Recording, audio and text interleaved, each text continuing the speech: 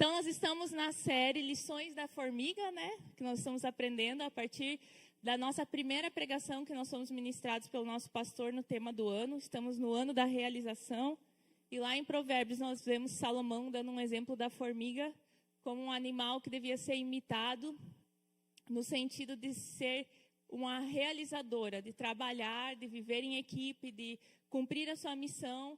E ele, então, a partir desse exemplo, nós aprendemos também várias coisas que devemos observar se nós queremos, de fato, sermos realizadores, que é o nosso desejo. Então, a partir dessa primeira palavra do ano, nós estamos a cada domingo explorando um pouquinho mais cada ponto que nós ouvimos na primeira pregação.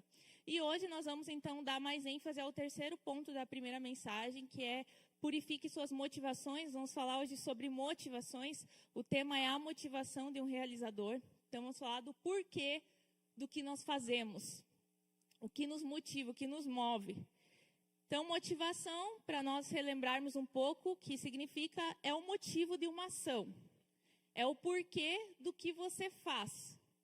Por que você faz o seu trabalho, por que todo dia você levanta de manhã, vai trabalhar, vai estudar, o porquê você cuida da sua casa, dos seus negócios, o porquê você vai na igreja, o porquê você serve a Deus, o porquê você tem uma família. Então, o que motiva você é o porquê de sua vida, o que te impulsiona a se esforçar por um objetivo. Então, essas são as nossas motivações. E existem várias motivações que vão nos cercar e vão querer entrar em nosso coração, e nós, como filhos de Deus, somos sempre orientados pela palavra de Deus, que nossa motivação esteja nele e em sua palavra. Então, hoje eu quero compartilhar com vocês 3 princípios importantes para nós lembrarmos quando queremos avaliar como está a nossa motivação. Primeiro ponto é, nossa realização será avaliada pela nossa motivação. Você pode completar na sua guia. Nossa realização será avaliada pela nossa motivação. Para falarmos um pouco mais desse texto, quero compartilhar com vocês 1 Coríntios 13. Você pode acompanhar na tela, se você quiser abrir na sua Bíblia também pode acompanhar 1 Coríntios 13, do 1 ao 3. Lá diz assim: ainda que eu fale as línguas dos homens e dos anjos, se não tiver amor, serei como um sino que ressoa ou como um prato que retine. Ainda que eu tenha o dom de profecia e saiba todos os mistérios e todo o conhecimento, e tenha uma fé capaz de mover montanhas, mas não tiver amor, nada serei. Ainda que eu dê aos pobres tudo o que possuo e entregue o meu corpo para ser queimado, mas não tiver amor, nada disso valerá. Esse é um texto muito profundo para nos lembrar a importância que é nós atentarmos para o porquê daquilo que fazemos. Olha só o que Paulo fala: eu posso dar tudo o que eu tenho para os pobres, eu posso inclusive permitir que o meu corpo seja entregue queimado, mas se eu fizer isso sem o motivo correto, que no caso o texto diz que é o amor, né? Sem amor, se eu não tiver o meu coração no lugar certo, tudo isso, por mais lindo que seja, por mais sacrifício que despenda, que faça as pessoas dizer, uau, ele fez isso, ela fez isso, por mais maravilhoso que possa parecer externamente, se a motivação está errada, não vale nada. É profundo isso. Você pode, então, se entregar a sua vida em favor de algo que, de fato, não está motivado da maneira correta e, por causa disso, não vai valer nada. Então, quando a gente vê esse texto, a gente vê um princípio importante. Uma atitude correta nem sempre tem um motivo correto. Algumas pessoas se questionam, né? A gente vê tantas pessoas que não são cristãs fazendo boas ações, tendo boas obras. E eu não quero dizer que todas elas sejam por motivos ruins, ou sejam motivadas de forma errada, mas muitas vezes a gente vê pessoas que, mesmo não sendo cristãs, mesmo tendo uma vida para Deus, elas fazem boas ações, e às vezes porque a gente vê uma pessoa fazendo uma boa ação, automaticamente define que aquela pessoa é de Deus, que ela está no caminho certo, é isso aí, eu devo imitar ela. Por exemplo, quando ajuda alguém com o objetivo de ser visto, é uma pessoa então que ela quer ajudar a pessoa, fazer uma coisa certa, mas o motivo está errado, com o objetivo de ser visto. Né? Então, muitas vezes se apropriar de um momento de fragilidade de alguém como uma forma de autopromoção. Quantas vezes acontece isso, né? Uma pessoa oportunista, ela vê, às vezes na fragilidade, no momento difícil da vida de alguém, uma oportunidade de se promover. Então, a gente vê que é possível fazer uma coisa certa tendo um motivo errado. E essa era uma prática dos fariseus. Lá na época de Jesus, o grupo de religiosos chamado fariseus, que Jesus criticava muito. Eles eram legalistas. O que é um legalista? É alguém que pensa que pode ser aprovado por sua boa conduta, por suas boas ações, sem que de fato se atente para o seu coração. Então é a eles que Jesus dirige o julgamento, dizendo: ó, vocês estão limpos, querem parecer limpos por fora, mas por dentro o coração de vocês está todo sujo.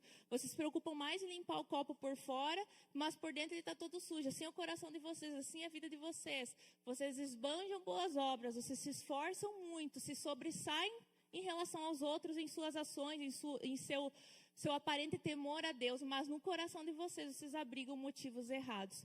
Querem se aparecer, querem aproveitar a oportunidade para ser louvado. Então, nós vemos que Jesus critica esse tipo de conduta. A atitude correta com a motivação errada, então, vai caracterizar legalismos. E nós, como cristãos, muitas vezes somos tentados a isso. Né, a viver uma vida aparentemente toda correta. As pessoas veem que você vai na igreja, que tua família frequenta a igreja, você se envolve com a igreja, e você pensa: beleza, aparentemente está tudo certo, então com certeza Deus deve estar me aprovando. E é por isso que é tão difícil identificar muitas vezes um legalista, porque por fora parece que está tudo certo, o pacote está tudo ok. Mas Deus afirma na sua palavra, quando nós vamos lá para Samuel, ele fala que ele vê o coração, e o homem tem a tendência de ver a aparência. Diz: o homem vê a aparência, mas eu vejo o coração. Então, por isso, nós somos muitas vezes ruins em identificar as motivações das pessoas também que nos cercam, porque nós estamos acostumados a ver a aparência. E às vezes nós julgamos que uma pessoa é uma pessoa boa para nos conduzir, para nos aconselhar, para nos inspirar, quando de fato, às vezes o coração dela está abrigando maus motivos, como nós temos falado muito nessa série, né? Então, nós precisamos atentar a Deus, depender de Deus, para que a gente possa observar isso. E quantos de nós não caímos também no pecado de usar uma aparente atitude correta para mascarar uma motivação ruim? Né? A gente gosta de falar às pessoas, alguns, vamos pensar em nós, quantas vezes nós usamos de uma boa prática para esconder alguma conduta, uma motivação errada em nosso coração que tenha acontecido. Nós também somos bons em usar aparências. E não quer dizer que diante de Deus estamos justificados. Achamos muitas vezes que pelo fato de algo parecer bom, isso é suficiente. E tem muitas pessoas que têm projetos lindos, dignos de aplauso, mas carregam em seu coração motivações egoístas, vaidosas e até mesmo maldosas. Então Deus nos chama para a realidade do interior, para verificarmos o que está dentro do nosso coração. É possível a gente mascarar o egoísmo, é possível mascarar a vaidade, a avareza, a sensualidade com atitudes aparentemente louváveis. Alguns exemplos para nós meditarmos. Uma pessoa pode dar um presente ou fazer um favor com a intenção de criar uma dívida de gratidão, né? Para que a pessoa fique devendo alguma coisa a ela. Uma pessoa, por exemplo, e é uma coisa bem comum desse tempo, pode, né, cuidar da sua saúde e ser muito autodisciplinada, motivada pela vaidade. Não só pelo fato de ser uma pessoa saudável, mas ela é motivada pela vaidade, pela sensualidade, pela comparação. E usar muitas vezes da sua autodisciplina como um meio de ter aprovação pública.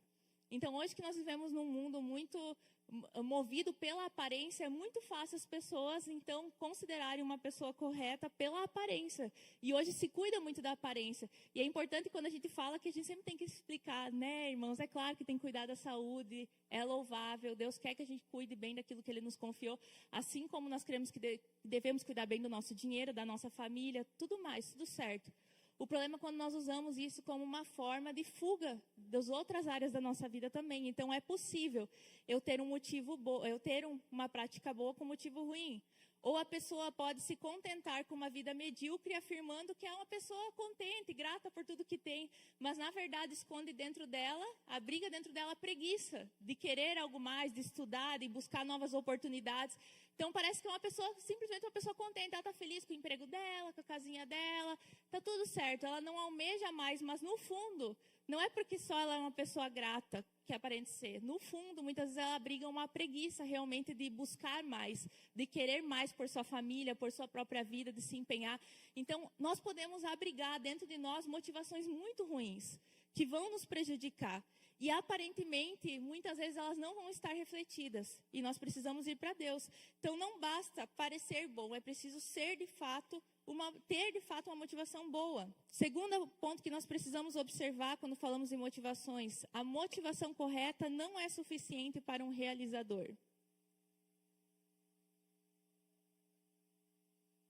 Então, A gente falou aqui que não basta a gente ter uma atitude correta, mas ter uma motivação errada. Mas também, somente ter uma motivação correta não é suficiente. Ela é fundamental, mas não é suficiente para quem quer ser um realizador. Não basta você ter um motivo correto se não tiver uma atitude correta. Não basta eu só desejar fazer coisas, quero servir a Deus, quero fazer coisas para trazer glória para Deus, quero trabalhar para Deus. Só o bom motivo não é suficiente. É preciso ter uma boa atitude diante disso. Então, o motivo certo não justifica uma ação errada. Também é importante falarmos sobre isso. Por exemplo, roubar para comer.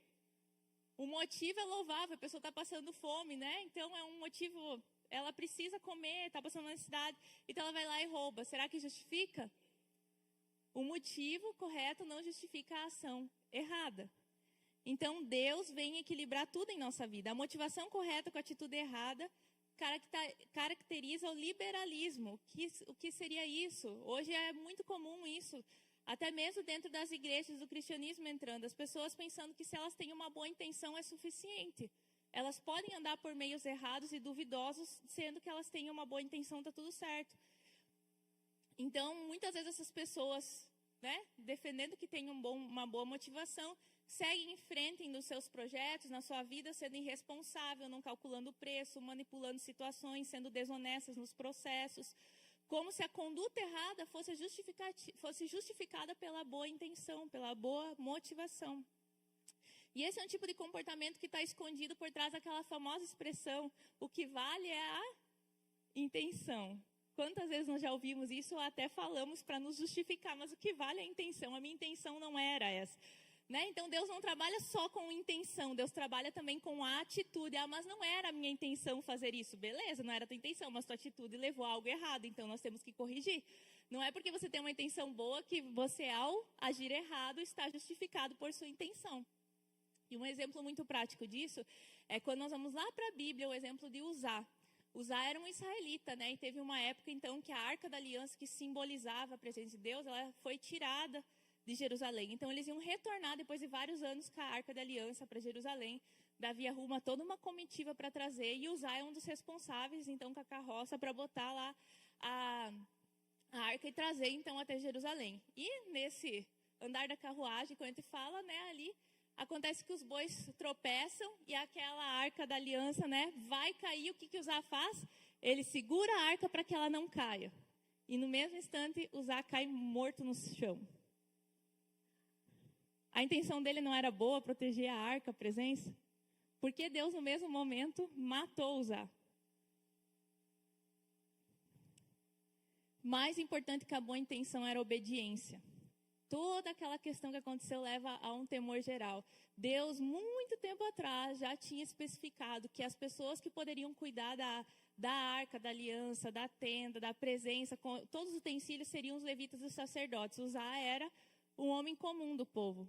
Ele não poderia ter essa responsabilidade.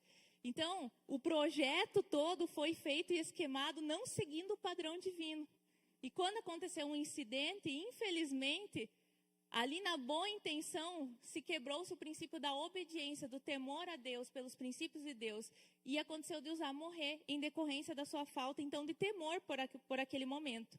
Então, a morte dele serviu como um aviso sobre a importância de obedecer às instruções de Deus e tratar as coisas sagradas da maneira adequada e reverente. Esse era o aviso para aquele povo. E depois desse momento, então, Davi faz tudo diferente, né? Faz como tem que ser para trazer de volta a arca.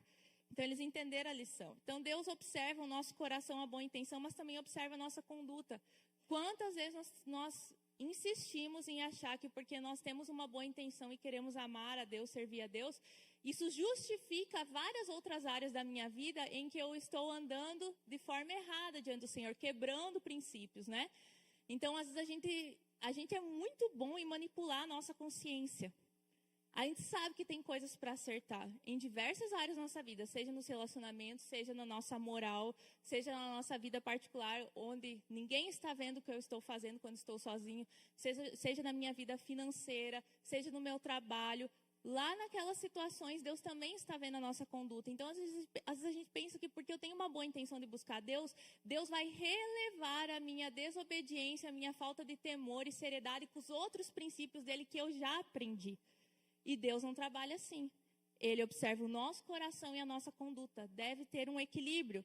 Então, por isso que realizar não tem a ver somente com a motivação, mas também com o como, para quem eu estou fazendo. É todo um conjunto que eu preciso compreender e eu preciso viver. E o terceiro ponto que nos leva, então, a uma atitude de avaliação agora é: seja dependente de Deus e alinhe suas motivações.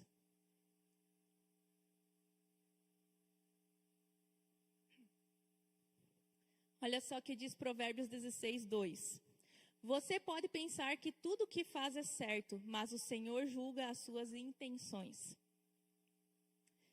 Então, algumas pessoas serão muito disciplinadas, esforçadas e chegarão a um aparente sucesso sem que Deus tenha feito parte do processo. E elas acham que pelo seu aparente sucesso, Deus está nisso, Deus está aprovando. Não é porque uma pessoa obtém conquistas que isso automaticamente aprova ela diante de Deus.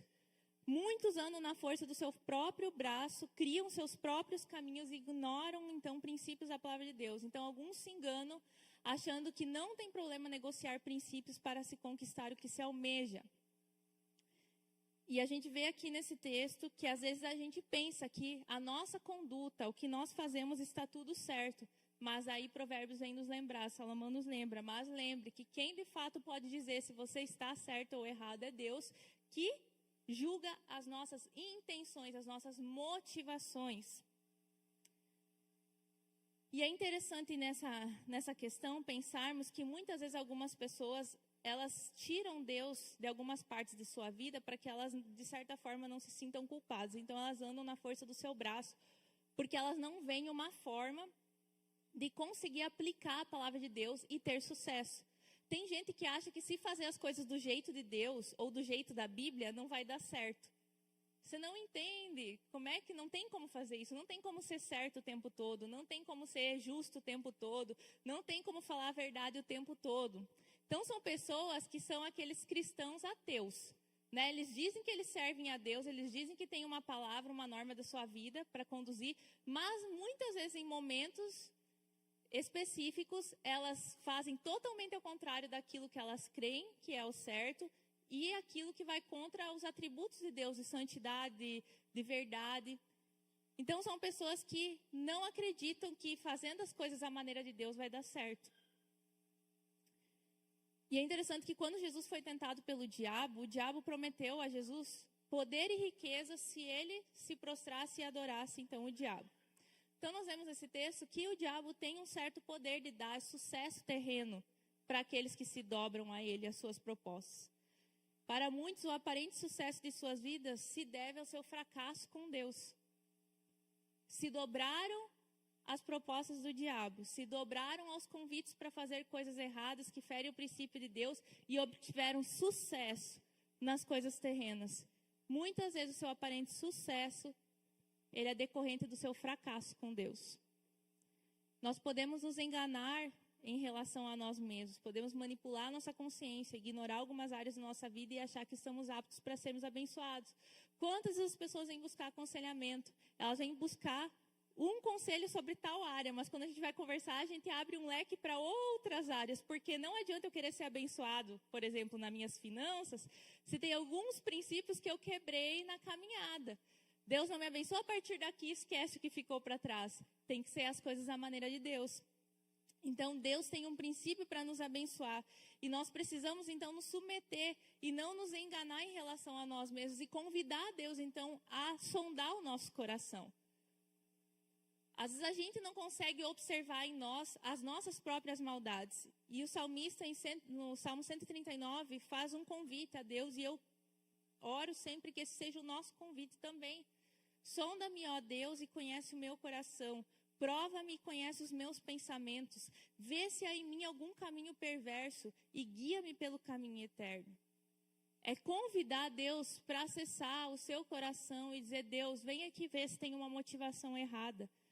Por que eu estou querendo isso? Por que eu estou almejando isso? Isso é para minhas próprias vontades, meus próprios prazeres? Eu quero que o Senhor mostre, tem algum motivo errado em mim? Algo está fora do teu caminho? Deus acessa nossas motivações e identifica elas melhor do que nós mesmos. Então, nós precisamos pedir que Deus nos mostre o que de fato nós estamos alimentando dentro de nós. É a coragem para se dispor a ouvir Deus e depois disso agir. E Deus, toda vez que nós convidamos sinceramente Deus para nos mostrar o que há dentro de nós, Deus sempre vai mostrar coisas que precisam ser mudadas. E uma coisa que compromete muito e impede o verdadeiro quebrantamento, a transformação, o alinhamento de motivação, é uma atitude vitimista diante da voz de Deus. Então, uma pessoa vitimista é aquela que no momento de reconhecer os seus erros, ela atribui então sua má atitude à reação que ela teve por causa do comportamento do outro, a sua fraqueza, aquela pessoa que parece que ela está sendo humilde, né? Mas, na verdade, ela está sendo vitimista. Ela não está ainda reconhecendo o erro. Ela começa aí, eu sou fraco mesmo. Recorre, então, ao seu histórico de vida difícil, ao seu temperamento, menos a sua responsabilidade sobre o fato que cometeu. É uma pessoa vitimista, ela tem dificuldade de lidar com a responsabilidade de suas atitudes. Ela foge daquilo que Deus quer mostrar. Outra atitude que impede é o orgulho. Gente que tem medo de admitir que tem maldade dentro do seu coração. Medo de se enxergar como é. A gente percebe muito isso hoje.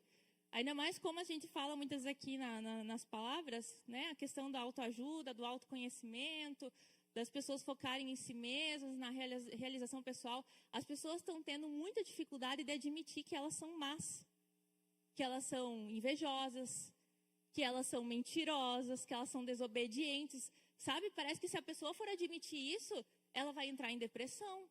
Vai ser o fim do mundo. Então, se rodeia, se acha culpados, desculpas, histórico, temperamento, menos dizer, eu sou mal. E sabe qual que é o problema disso? Quando nós não admitimos de fato que nós, muitas vezes, somos maldosos, somos mentirosos, somos orgulhosos e todos os pecados que nós poderíamos citar aqui. O problema disso é que a gente não aprende a viver na graça de Deus. Por que Deus precisa salvar uma pessoa tão boa como você? Por que Jesus teve que descer do céu, morrer numa cruz, sofrer no nosso lugar, ressuscitar se você é bom? Não tem porquê. E algumas pessoas nunca conseguem navegar no mar da graça de Deus. Existe um nível de relacionamento com Deus que a gente só consegue romper e atingir quando ele começa a compreender a graça. Aquilo que Jesus fez por mim, sem eu merecer, a dependência de Deus. E esse nível só é acessado quando você tem a humildade e a vergonha na cara de reconhecer que sim, você abriga muitos pensamentos, sentimentos, motivações, condutas erradas dentro de você. Irmão, você não vai entrar em depressão por dizer, eu sou um ladrão. Com Jesus não tem depressão, tem quebrantamento, tem restauração, tem a partir daqui um salto, nunca para baixo. Só que para você poder chegar ao estágio de crescer, você tem que descer.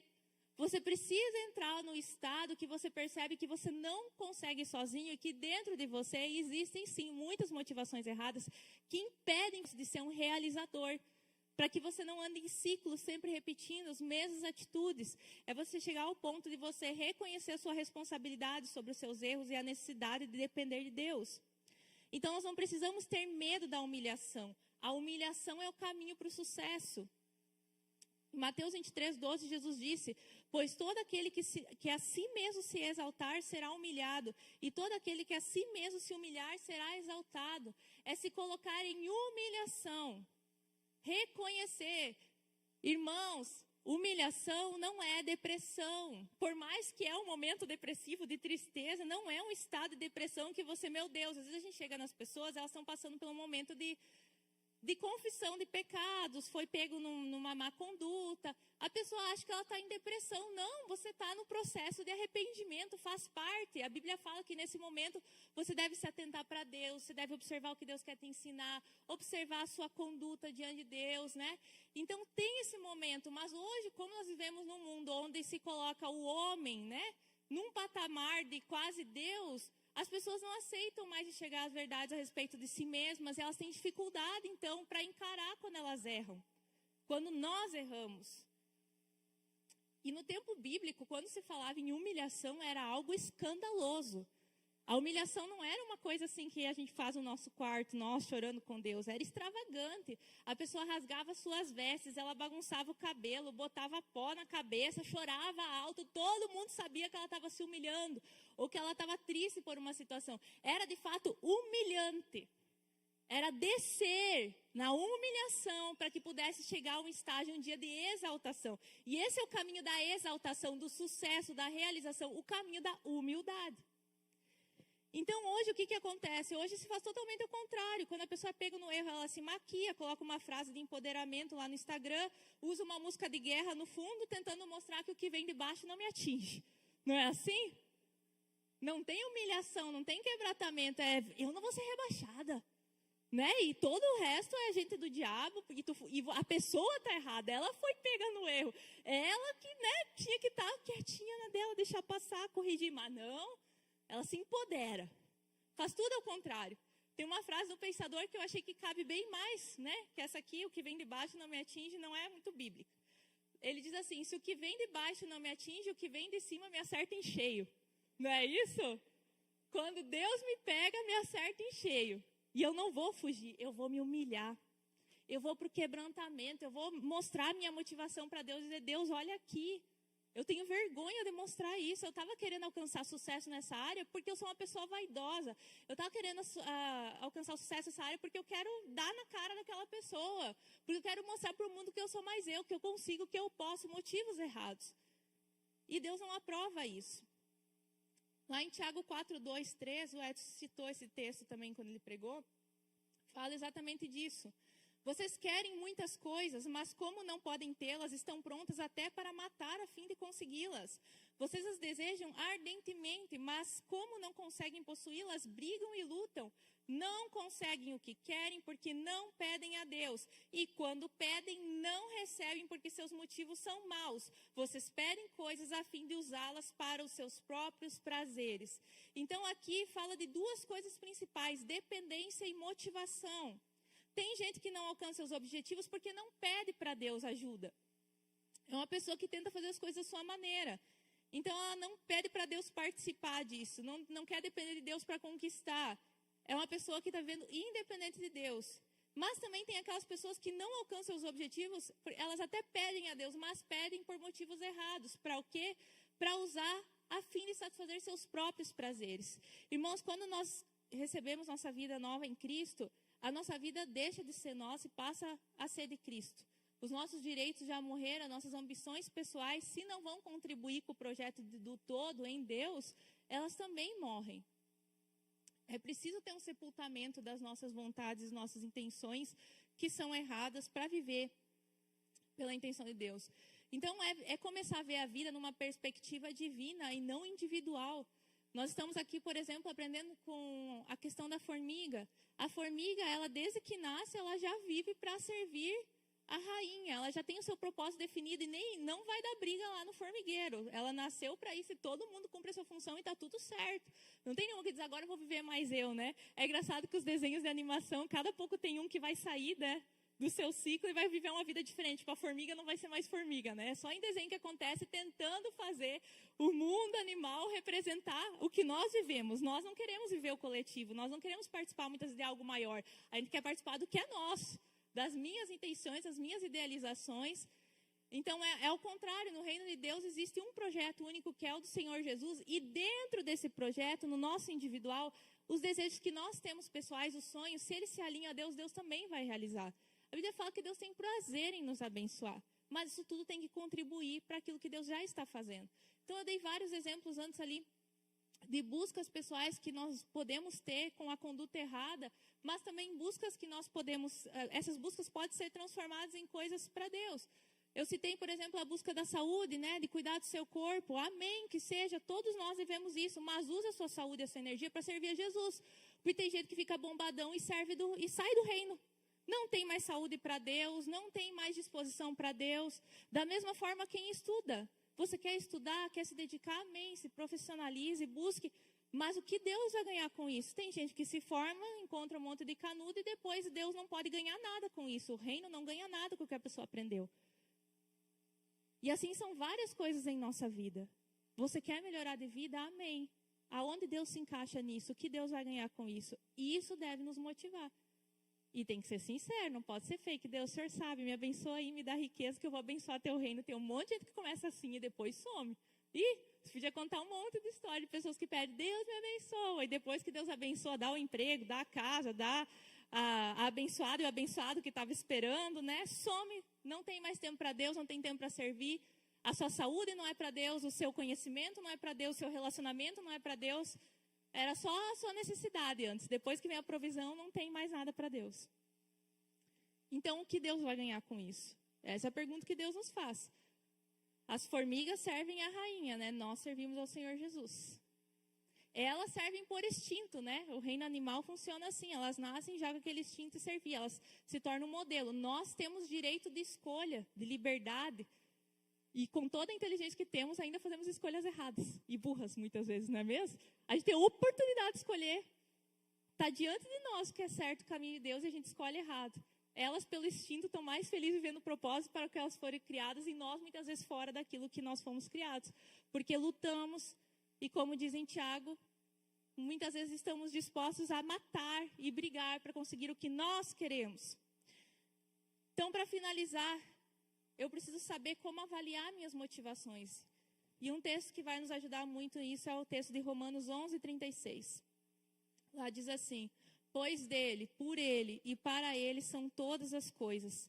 A ele seja a glória para sempre. Amém.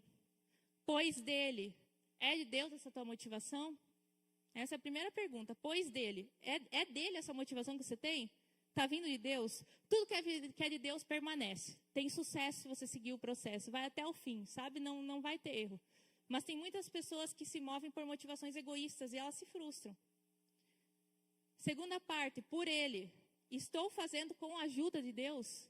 Deus está no processo, Ele está ditando como eu tenho que fazer isso. Eu estou me guiando pelos princípios que Ele colocou e não pelas minhas brechas, pelas minhas maracutaias para chegar onde eu quero ir. É por Ele? É através dEle? E por último, para Ele são todas as coisas. Quero trazer glória para Deus. Deus vai ser glorificado através da minha vida. Minha vida vai ter utilidade. Se Deus me abençoar, as bênçãos vão ter lucro para Deus. Se eu avaliar minhas motivações em qualquer plano, sonho que eu tenho, baseado nesse texto, eu vou conseguir alinhar diante do Senhor. E naquilo que nós não conseguimos enxergar a respeito de nós mesmos, nós temos que ter coragem para Deus vir e sondar.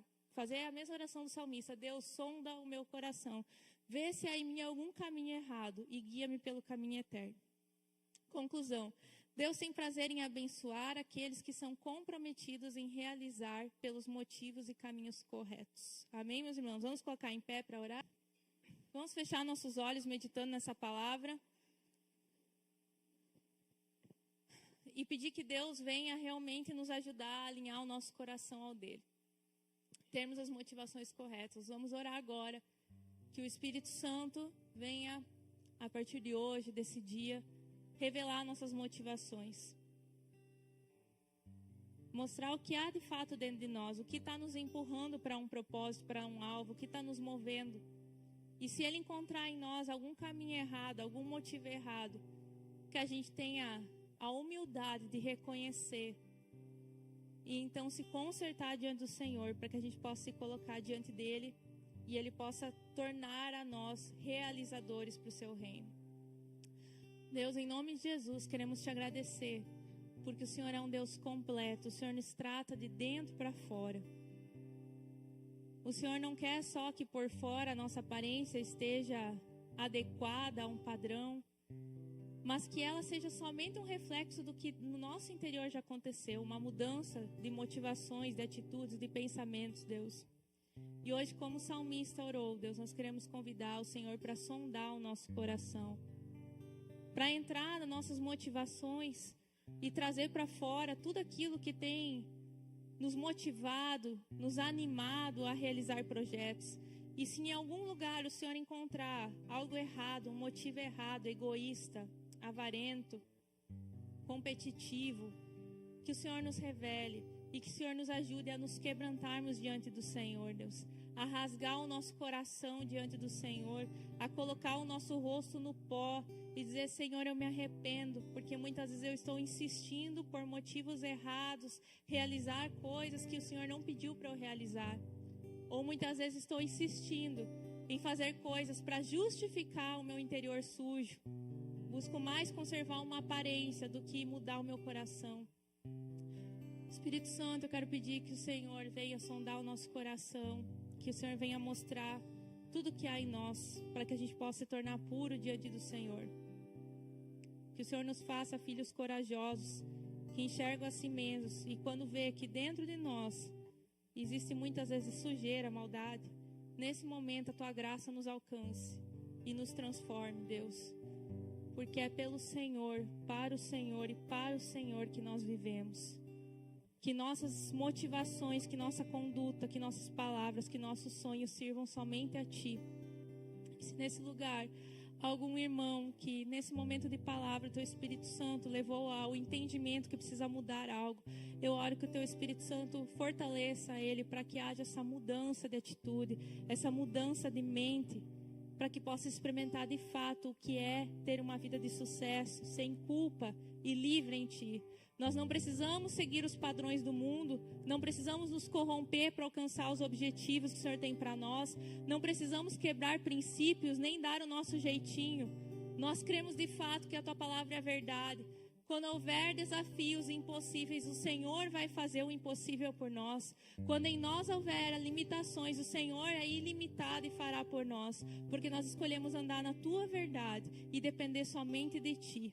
É assim que nós oramos em nome de Jesus. Amém. Glória a Deus.